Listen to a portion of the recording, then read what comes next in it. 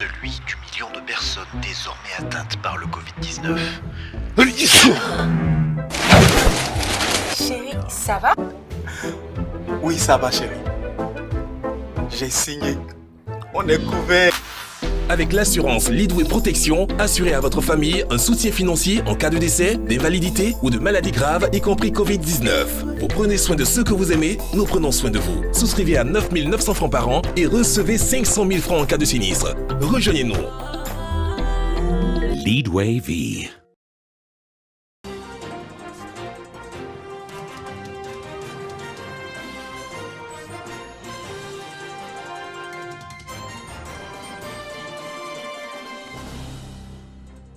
Mesdames et messieurs, bonsoir. Merci d'avoir choisi RTI 1. Voici les grands titres de ce 20h.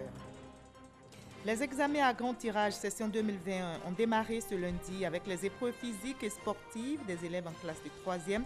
Coronavirus oblige, ces épreuves DPS se déroulent dans le strict respect des mesures barrières. Plus de 503 000 candidats sont en lice pour cet examen du PPC dont le calendrier a été réaménagé. Ce 8 juin, c'est la journée mondiale des océans, une célébration en pleine pandémie. Mais la Côte d'Ivoire rappelle le rôle des océans comme source de vie. Le thème de l'édition 2020 invite à protéger et à restaurer nos océans. Le ministre Joseph Seka Seka a lancé l'appel dans les villages de Sabadou et d'Agui, Peter à Assini. Ce 8 juin également, la Côte d'Ivoire dévoile son bilan sanitaire concernant le coronavirus. Le ministère de la Santé vient de publier les chiffres. Aujourd'hui, lundi, on dénombre 142 nouveaux cas et 51 nouvelles guérisons. La déclaration du ministère de la Santé dans ce journal. Le coronavirus, une pandémie qui bouleverse tout, chamboule tout avec son lot de malades et de morts. La planète déprimée cherche un remède. La plupart des États ont fermé leurs frontières, les aéroports sont bouclés, les activités dans divers secteurs sont au ralenti. Quand la Covid-19 bouleverse l'ordre, c'est le sujet du dossier de ce 20h. Soyez les bienvenus sur RTI 1. C'est reparti pour les examens à grand tirage. Les candidats au BPC ont débuté aujourd'hui. Les épreuves sportives et physiques, coronavirus oblige, ces épreuves DPS se déroulent, vous allez le voir, dans le strict respect des mesures barrières. Plus de 503 000 candidats sont en liste. Et je le disais, cette année, le calendrier des examens à grand tirage a été réaménagé en raison de cette pandémie. Mais comment s'est déroulé ce premier jour d'épreuves sportives ici à Abidjan? Élément de réponse avec Mamadou Kwasi. Une séance de saut en hauteur suivie de courses de vitesse.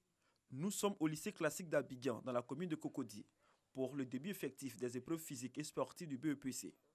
Des épreuves qui marquent le démarrage des examens à grand tirage pour le compte du ministère de l'Éducation nationale, de l'enseignement technique et de la formation professionnelle au titre de l'année scolaire 2019-2020.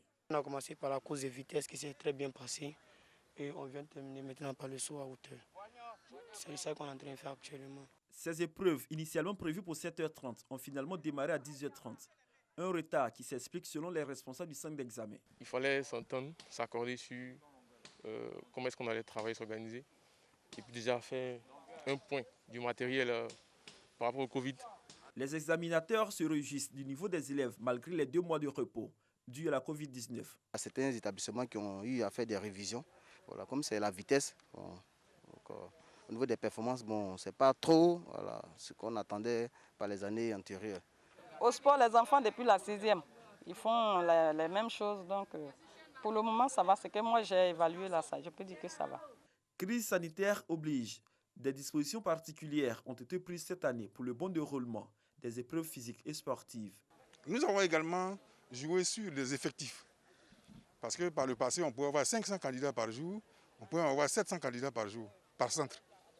Nous avons réduit ces effectifs-là à 200 le matin et puis 200 l'après-midi, de sorte à éviter qu'il y ait suffisamment d'affluence dans les centres de composition.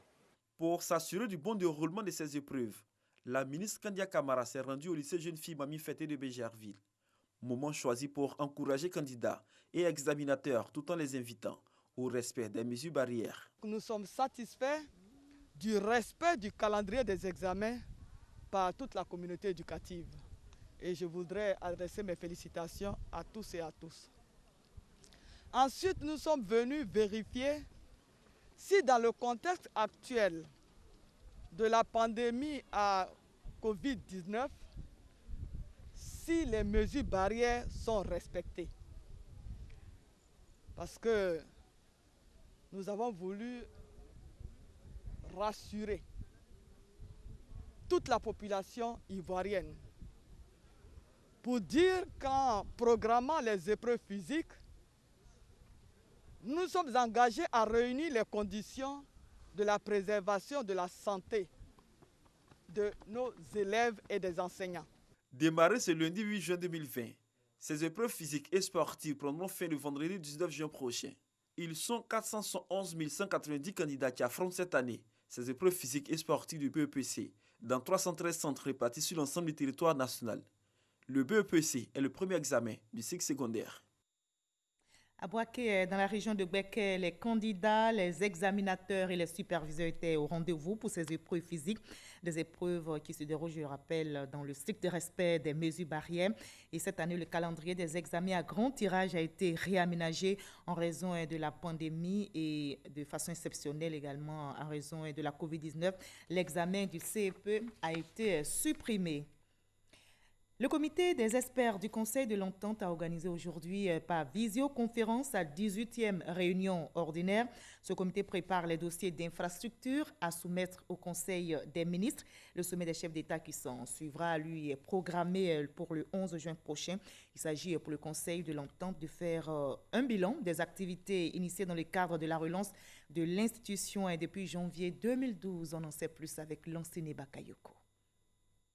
Les dossiers qui font l'objet d'examen par le comité des experts touchent les différents domaines de coopération entre les États membres. Il s'agit entre autres de coopération politique et sécuritaire, de développement avec le programme pilote d'hydraulique villageoise, d'électrification par l'énergie solaire, d'infrastructures scolaires et sanitaires.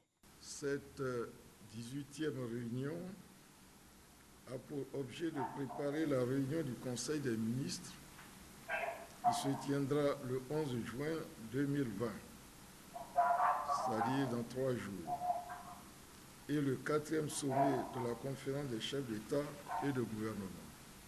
Les chefs d'État ont décidé de relancer les activités du Conseil de l'Entente. Il est nécessaire qu'à ce stade, le point leur soit fait, les préoccupations leur soient exprimées pour leur permettre de donner les orientations nécessaires. D'autres grands projets vont également être soumis aux chefs d'État. Figure en bonne place la construction de la tour entente à Abidjan et le mall entente à Niamey. Dans le domaine de la culture, le FESPACO, la Semaine nationale des arts en Côte d'Ivoire, et le championnat de lutte traditionnelle au Niger vont être finalisés. Également à l'ordre du jour, le point des relations avec les organisations multilatérales telles la CEDEAO, l'UEMOA et la Banque africaine de développement. Le Conseil de l'Entente regroupe 5 pays, la Côte d'Ivoire, le Bénin, le Burkina Faso, le Niger et le Togo. On va parler environnement dans ce 20 heures, précisément de l'océan. L'océan nous nourrit, nous soigne, nous fournit de l'énergie et nous émerveille par sa biodiversité. Il faut donc protéger et restaurer nos océans. C'est l'appel lancé aujourd'hui même, ce 8 juin, jour dédié aux océans. Et ici, dans notre pays, le ministre de l'Environnement et du Développement durable, Joseph Seka Seka, s'est rendu dans les villages de Sagbadou et d'Agui-Peter à Assini. Il invite à une meilleure gestion de cette ressource naturelle. C'est un don de Dieu, comme nous le rapporte Grace Kanto. Les déchets de mer envahissent régulièrement le littoral ivoirien. Ces ordures, appelées sargasses, dégagent des odeurs nauséabondes, met en mal l'activité touristique. La pêche aussi est affectée par ces macro-déchets produits par la mer. Quand les sargasses viennent, on ne trouve pas poisson parce que ça gâte les filets. Quand les sargasses sont trop remplis dans les filets, ça fait que le filet rentre dans la mer et ça se perd pour toujours. Ça fait que nos activités s'arrêtent et puis c'est des dettes. On ne sait pas comment éviter cela. On est obligé d'attendre jusqu'à ce que la saison cesse avant de repartir en mer pour pêcher. Dans le cadre de la Journée mondiale des océans, le ministre de l'Environnement et du Développement durable, accompagné des partenaires techniques, visite les villages de Sagbadou et d'Adjiri-Piter dans la commune d'Assini. 35% des macro-déchets sont jetés ici par la mer. Ce type d'algues, lorsqu'il sèche, il dégage un produit qui est toxique. Mais en même temps, vu la quantité d'algues qu'il y avait sur la plage, il nous fallait un appui. C'est un phénomène qui est lourd pour une petite commune comme nous, une jeune commune. Donc on avait besoin de l'assistance du ministère. Le littoral ivoirien est long de 556 km. Son entretien requiert d'énormes ressources. Le programme des Nations Unies fait des propositions. Le premier axe, c'est la coopération sous-régionale, parce que ça ne sert à rien de résoudre le problème des sargasses en Côte d'Ivoire alors qu'il est présent au Libéria et au Ghana. Donc d'avoir une approche régionale pour faire disparaître ces phénomènes.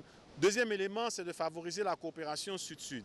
La Sierra Leone, c'est l'épicentre même de l'invasion. Ils ont développé effectivement certaines technologies, ils ont développé pas mal de choses au niveau de la valorisation, donc de faire de telle sorte que la Côte d'Ivoire et la Sierra Leone puissent collaborer dans ce sens-là. Quant à lui, le gouvernement ivoirien a déjà conçu un plan. Il était donc bon, avant de soumettre ce programme-là en Conseil de ministres pour son approbation, afin que nous puissions l'implémenter, que nous puissions venir nous-mêmes regarder, écouter les populations, comprendre les difficultés que ces sargasses leur posent, et à l'issue de cela, nous allons prendre des mesures pour une gestion durable. Il existe des solutions, mais la première étape de la solution, c'est de mettre en place un système de collecte de ces sargasses. La deuxième action, une fois qu'on les a ramassés, il faut trouver un endroit pour les stocker. La troisième action, ramasser, stocker, il faut les éliminer. Et dans cette élimination, on peut procéder à une élimination définitive, mais on peut procéder aussi à une revalorisation de ces sargasses. En cette journée mondiale des océans, l'ONU appelle les pays à innover pour un océan durable.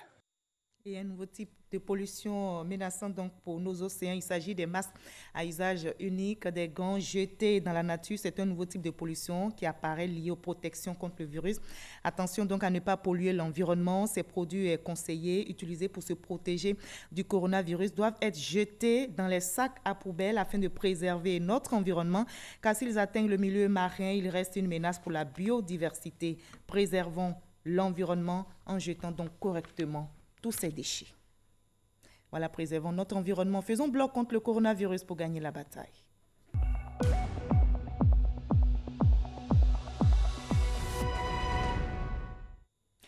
Je rappelle en bref que ce 8 juin, la Côte d'Ivoire a dévoilé son bilan sanitaire concernant le coronavirus. Le ministère de la Santé a publié les chiffres et dans quelques instants, nous entendrons le directeur général de la Santé, professeur Mamadou Samba, noter pour l'heure que la Côte d'Ivoire dénombre 142 nouveaux cas et 51 nouvelles guérisons. Nous y reviendrons.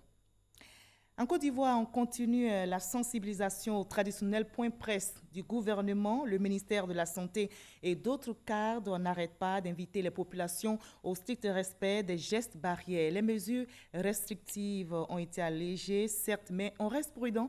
Le virus continue de circuler. Le gouvernement appelle donc à redoubler de vigilance. Herman Guivé. 17e jour du 3e mois de la lutte contre la Covid-19, 77e point sécuritaire national, part belle à la question liée au respect des dispositions de l'arrêté portant interdiction de la pratique des sports collectifs et fermeture des salles de sport. Un arrêté qui ne semble pas du tout respecté sur le terrain, d'où cette interpellation faite par le porte-parole des forces de défense et de sécurité, le commissaire Bleu Charlemagne. Passion partagée pour le sport collectif, d'accord, mais respect de l'arrêté ministériel d'abord. Ceux qui ne respectent pas naturellement la mesure liée à l'interdiction des sports collectifs, naturellement, ils s'exposent à des sanctions sévères pour non-respect d'une décision administrative, en l'occurrence l'arrêté 201 du ministre des Sports en date donc du 14 mai 2020, et donc qui va en cela constituer une contravention. Mais plus loin, cela peut emporter également le délit, donc plus lourd de conséquences, de mise en danger de la vie d'autrui, atteinte à la santé publique. Parce que jouant en équipe, on ne sait pas qui est positif, qui ne l'est pas. La mesure de distanciation physique n'étant pas respectée, vous pouvez contaminer une grande masse de personnes.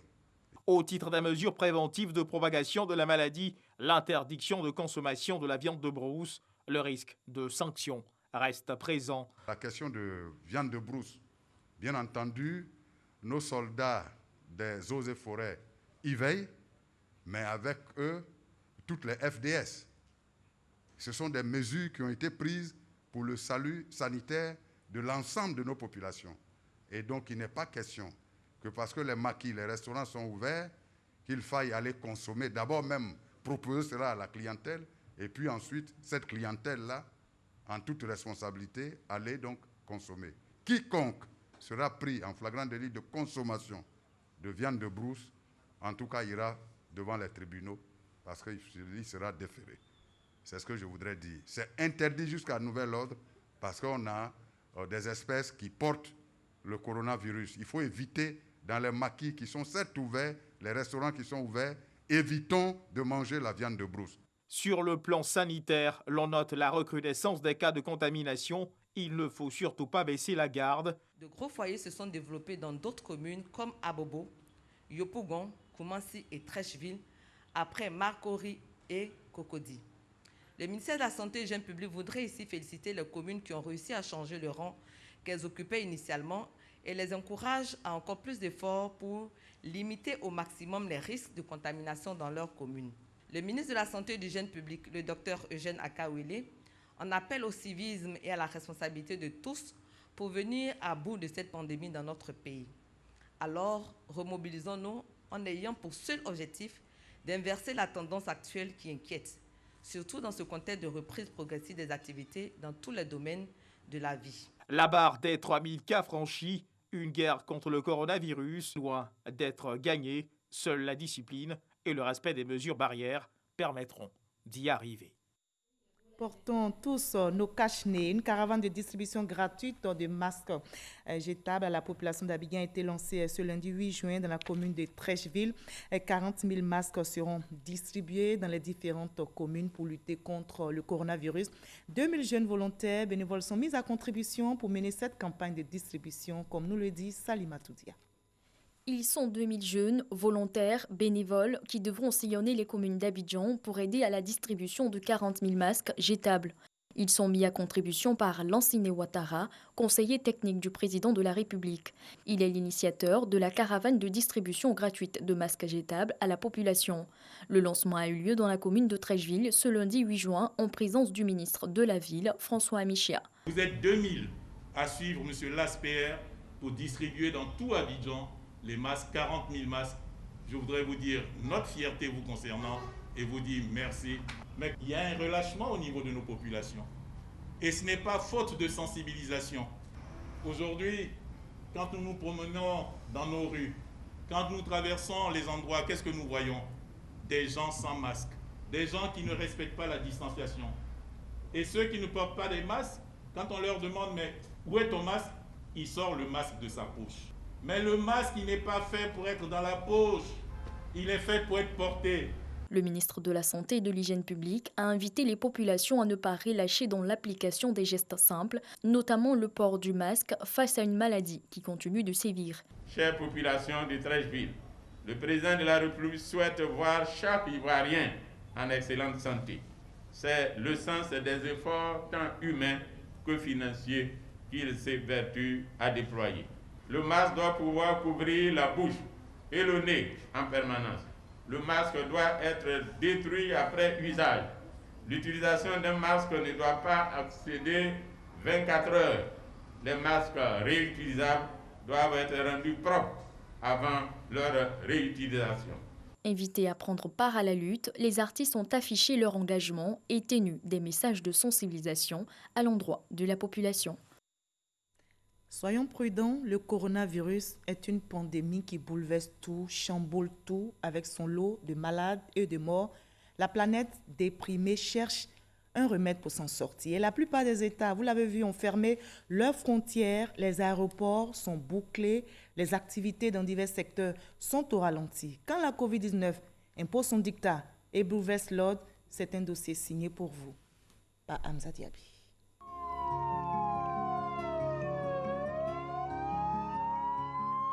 Plus de 400 000 morts à travers le monde, plus de 7 millions de malades à ce jour. Le coronavirus a mis à genoux l'économie mondiale et la planète observe une pause.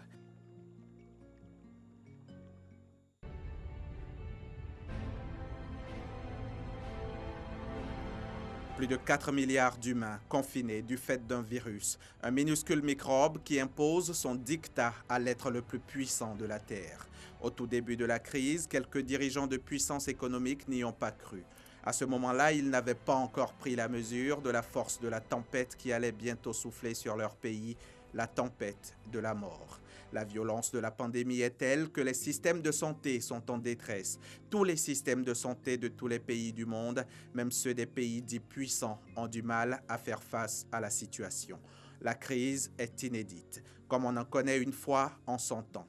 La Chine, d'où est partie la pandémie, semble avoir réussi à calmer la furie du monstre invisible. La Corée du Sud aussi. L'Europe devient l'épicentre de la maladie. Le Royaume-Uni, dont le Premier ministre avait au départ misé sur une immunité collective, fait les frais de la maladie. Et ironie du sort, Boris Johnson est lui-même hospitalisé de coronavirus. Nul n'y échappe. Des hommes politiques sont touchés, des ministres, des sportifs, des artistes. La médecine perd le nord, totalement désorientée, et les scientifiques sont plus que jamais à la bourre dans leur laboratoire. Il faut affronter ce virus et surtout, il faut le vaincre. On cherche un remède, on cherche un vaccin. En attendant, dehors, les chiffres s'affolent, les morts s'enchaînent, les malades se comptent par milliers, par dizaines de milliers, par centaines de milliers. C'est le principal sujet sur les médias, l'unique sujet même, avec son corollaire de fake news sur les réseaux sociaux. Comme pour penser à autre chose, la dérision est trouvée comme solution, en rire pour ne plus en pleurer. Puis survint un autre changement. Les États-Unis prennent la tête du classement. La première puissance économique devient l'épicentre mondial de la pandémie de Covid-19. L'Afrique, jusque-là relativement épargnée, va bientôt connaître son heure de désolation. Les premiers cas sont annoncés, les premiers morts aussi. À Marseille, en France, un infectiologue et professeur de microbiologie évoque la chloroquine comme potentiel remède, ce qui suscite une vive controverse. Mais cela suffit pour que de nombreux pays tentent l'expérience. Comme partout ailleurs, en Côte d'Ivoire, on prend des mesures. L'école ferme, les restaurants baissent rideaux, les maquis, les bars et même les lieux de culte sont portes closes. Le monstre prend le contrôle de tout. On se plie à ses caprices. Il faut supporter le couvre-feu. On n'a plus le droit de se serrer les mains, s'embrasser, manger ensemble. Il faut vivre masqué, se laver régulièrement les mains et notre propre visage devient même la propriété de ce virus. Il nous est désormais interdit de le toucher. Le télétravail, on commence à s'y habituer. Les conseils de ministres et de gouvernement sont même faits par visioconférence. Les élèves suivent les cours depuis la maison. Les artisans en font les frais, les artistes également. Plusieurs chanteurs en profitent pour sensibiliser. Quelle maladie qui nous met à genoux, c'était jamais familier.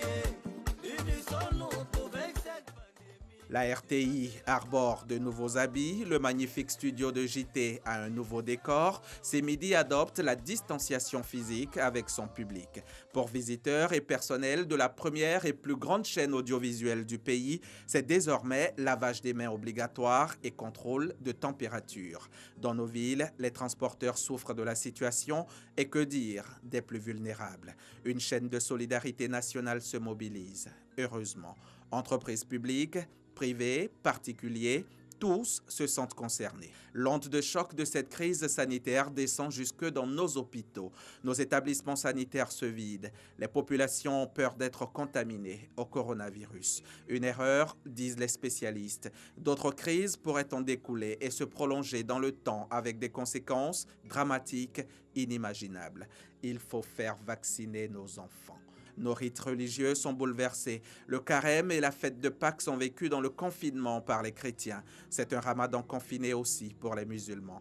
Période d'autant plus difficile pour ces derniers que leur guide suprême, président du COSIM, Cheikh Alaïma Bouakari Fofana, est terrassé par le coronavirus. Avec lui, une trentaine d'autres nous ont quittés du fait de l'ennemi public numéro 1. Ils sont pleurés par la nation tout entière, une nation soudée dans l'adversité. La crise du coronavirus perdure. Pourtant, il faut sauver l'économie. Les mesures sont donc allégées. C'est la réouverture de l'école en Côte d'Ivoire. L'année scolaire sera préservée. Les mosquées, les temples, les paroisses peuvent à nouveau rouvrir. On peut de nouveau aller et venir dans la nuit dans le Grand Abidjan et partout sur le territoire national. Plus de couvre-feu nocturne. Mais désormais, l'on doit sortir avec un masque de protection pour réduire considérablement la transmission. C'est une obligation. L'État en a d'ailleurs commandé 200 millions d'exemplaires et les distribue gratuitement à travers l'UVICOSI, l'Union des villes et communes de Côte d'Ivoire. Sans compter la fabrication locale de bavettes qui est également à saluer. Et dire que 2020 était annoncé comme une année 20 sur 20. Nul n'a pensé à 20 divisé par 20 pour le chaos que nous vivons ou alors 20 plus 20 pour la quarantaine. En attendant son éradication totale, il faudra donc apprendre à vivre avec ce virus. Cela dans le strict respect des mesures barrières et l'État fait sa part. La sensibilisation se poursuit. Des numéros gratuits et anonymes sont opérationnels. Des centres de dépistage volontaires sont ouverts dans les communes du Grand Abidjan. Un point de presse quotidien est fait pour informer l'opinion et depuis environ 90 jours, chaque soir, le ministre de la Santé s'emploie à faire le point de la situation. Du premier cas enregistré en Côte d'Ivoire le 11 mars 2020, on était loin de s'imaginer qu'on en compterait autour de 4000, moins de 3 mois plus tard. Cette lutte contre le nouveau coronavirus est un combat de tous, un combat de chacun. La discipline, le maître mot pour gagner cette guerre. Il n'a jamais été aussi simple d'éviter une maladie, rester chez soi ou sortir avec son cache-nez. Alors que ce soit le ou la Covid, en attendant le jour où on pourra s'embrasser et sortir à nouveau, ce virus est toujours là, réel et il est surtout mortel. Ne pas se serrer les mains, oh, vieux me faire tout. Non, il n'y a pas tout dedans. Il faut éternuer ou bien tousser dans son couteau. Donc c'est comme ça, oh, tu pourras te... Voilà, ce virus est mortel, mais nous gagnerons la bataille. Quand la COVID-19 bouleverse tout, c'est un dossier signé Hamza Diaby. Ce 8 juin, je l'annonçais, la Côte d'Ivoire a dévoilé son bilan sanitaire concernant le coronavirus. Le ministère de la Santé a publié les chiffres. Ce lundi, on dénombre 142 nouveaux cas et 51 nouvelles guérisons. Nous écoutons le directeur général de la Santé, professeur Mamadou Samba. Le ministère de la Santé et du Jeune public a enregistré ce jour, lundi 8 juin 2020, 142 nouveaux cas de COVID-19 sur 800 échantillons prélevés, soit 17,7% de cas positifs, 51 guéris et 2 décès. Nous avons déploré ce jour 2 décès. Il s'agit d'un patient de 61 ans dans un établissement sanitaire privé et d'un autre patient de 61 ans, diabétique et cardiopathe, sur le site de prise en charge COVID du CHU de Yopougon. Le ministère de la Santé et du Jeune public présente ses condoléances aux familles éplorées. À la date du 8 juin, la Côte d'Ivoire compte donc 3 881 cas confirmés, dont 1 869 personnes guéries, 38 décès et 1 974 cas actifs. Le nombre total d'échantillons est de 32 349. Le ministre de la Santé et du Jeune public constate un relâchement dans le respect des mesures barrières, notamment le lavage régulier des mains avec de l'eau et du savon et le port du masque lorsque nous sommes dans des lieux publics. Ces mesures ont pour objet de vous protéger et de protéger les autres. Il rappelle que la pandémie n'est pas terminée et que seul le respect des dites mesures peut nous permettre de contrôler et de maîtriser la pandémie sur notre sol. Voilà, continuons de respecter les gestes barrières pour stopper le coronavirus qui touche plusieurs pays. Ce 8 juin, on dénombre en Afrique, notamment au Burkina Faso, 890 cas confirmés, 53 décès. Au Sénégal, 427 cas confirmés, 49 décès. Au Mali, 1547 cas confirmés, 92 décès. Au Ghana, 9 638 cas confirmés, 44 décès. En Guinée, 4 117 cas confirmés, 23 décès. Et dans le monde entier, on dénombre ce jour 7 65 597 cas confirmés, 404 021 décès. Ici en Côte d'Ivoire, la filière café-cacao s'investit dans la lutte contre le coronavirus. Cette filière est encouragée par des structures qui l'ont équipée en matériel sanitaire en vue de lutter contre ce virus mortel. On en sait plus avec Noël Niagno. Le coronavirus, détrompons-nous, il existe réellement et ne doit être assimilé à aucune autre maladie. Nos collaborateurs, comme les membres de nos familles, ils nous disent oh, ne vous inquiétez pas, c'est le palu. Mais le palu, on n'a jamais dit que le palu était contagieux. Donc on devrait comprendre que ce n'est pas un palu, c'est autre chose. On nous a dit que c'est la grippe, mais la grippe, ce n'est pas de cette façon. Moi, je ne suis pas médecin, mais ce qui se passe, c'est loin de là. C'est autre chose que la grippe ou le palu. C'est pour ça que nos populations doivent prendre conscience. Conscient de cet état de fait et pour maintenir les performances de l'agriculture ivoirienne, premier producteur de cacao est d'Anakad, 3 acteurs des filières cacao Anakad, l'Union des coopératives et coquines, Kineden et Sokat Katana, se sont coalisés pour offrir aux 39 coopératives membres des kits pour la bonne exécution des mesures barrières et des vivres. On a du gel, on a de l'eau de javel, on a offert des atomiseurs.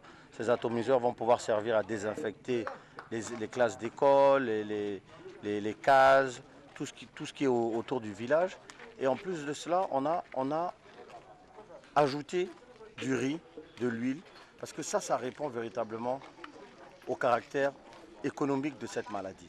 Une coalition pour un but. Les 3 structures ont la même vision, à savoir être beaucoup plus proches de nos producteurs et améliorer les conditions de vie de nos parents producteurs.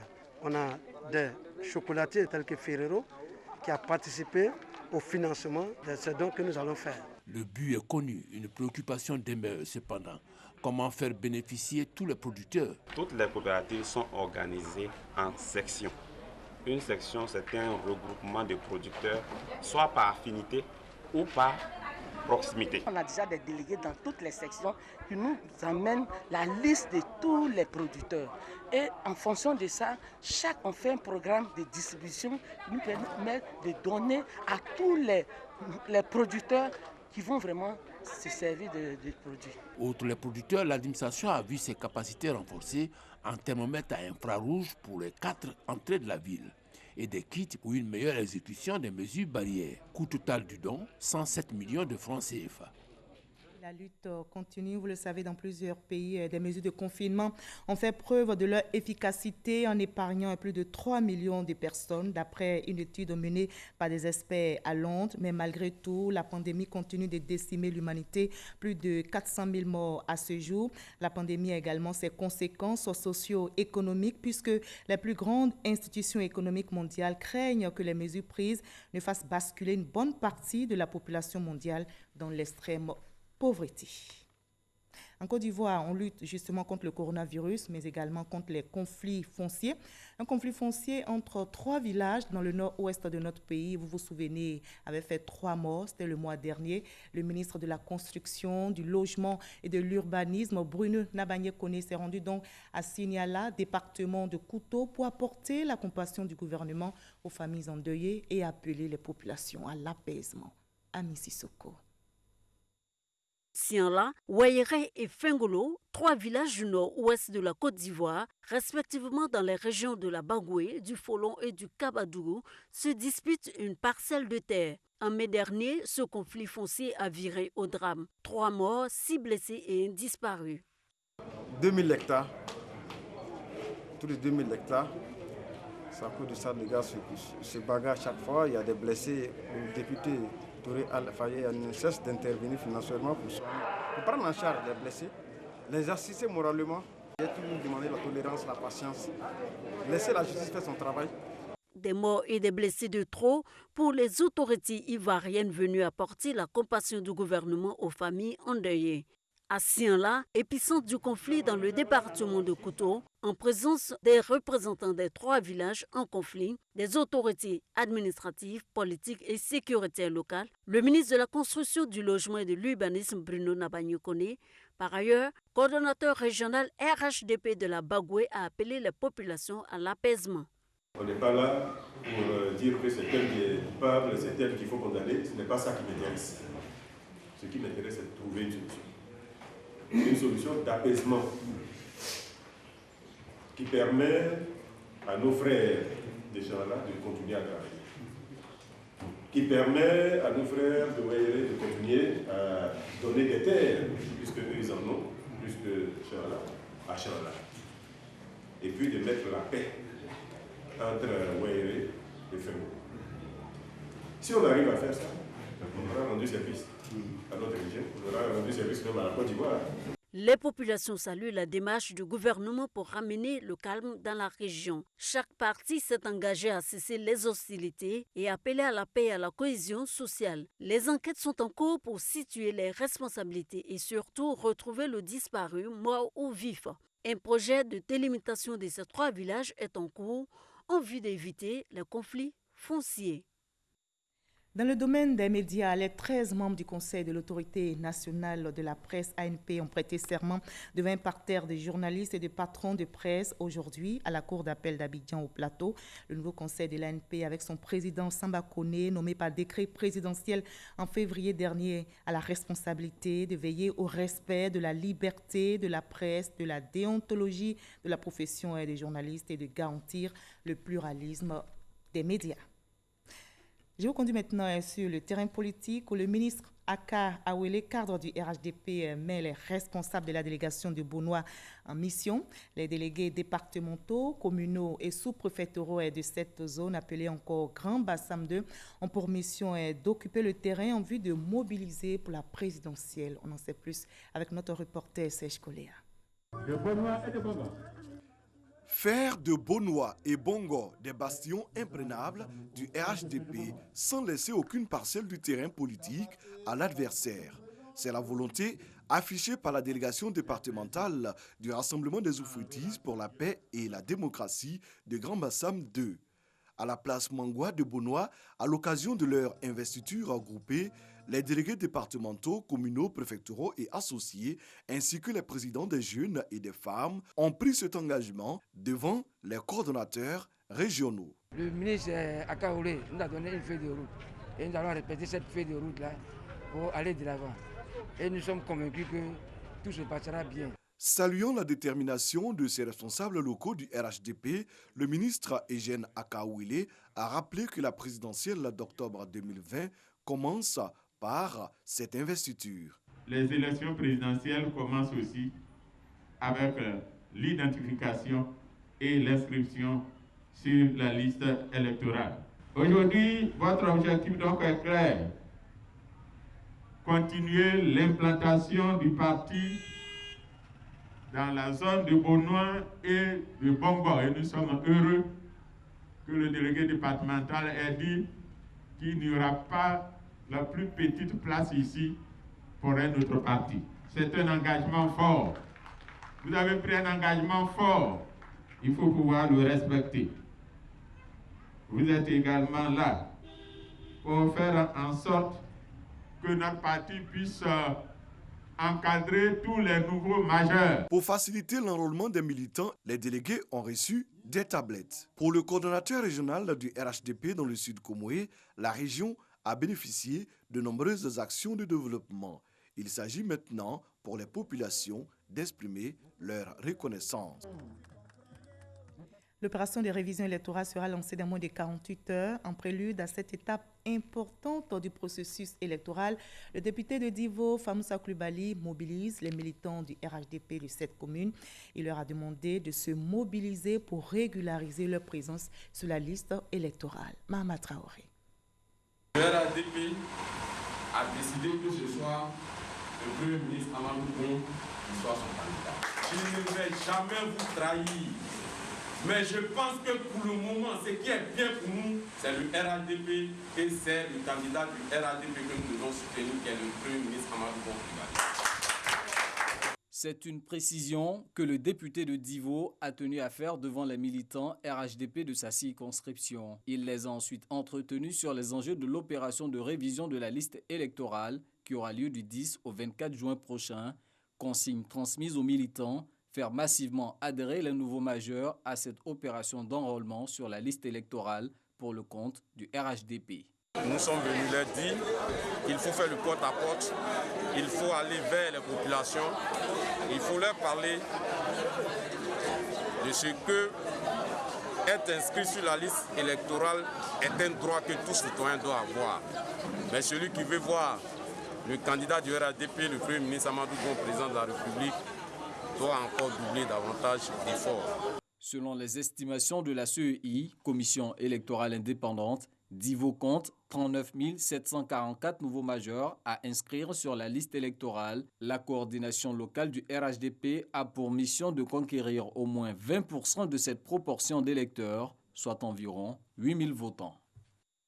Voilà, fin de ce 20h, mais ne décrochez surtout pas. À 20h50, vous aurez une émission spéciale. Comment comprendre le processus de la révision de la liste électorale? Votre invité est M. Coulibaly Cuiber Ibrahim, président de la Commission électorale indépendante CEI. Passez une très très belle soirée sur RTI 1 et à 23h, vous aurez rendez-vous avec Marine Cognan.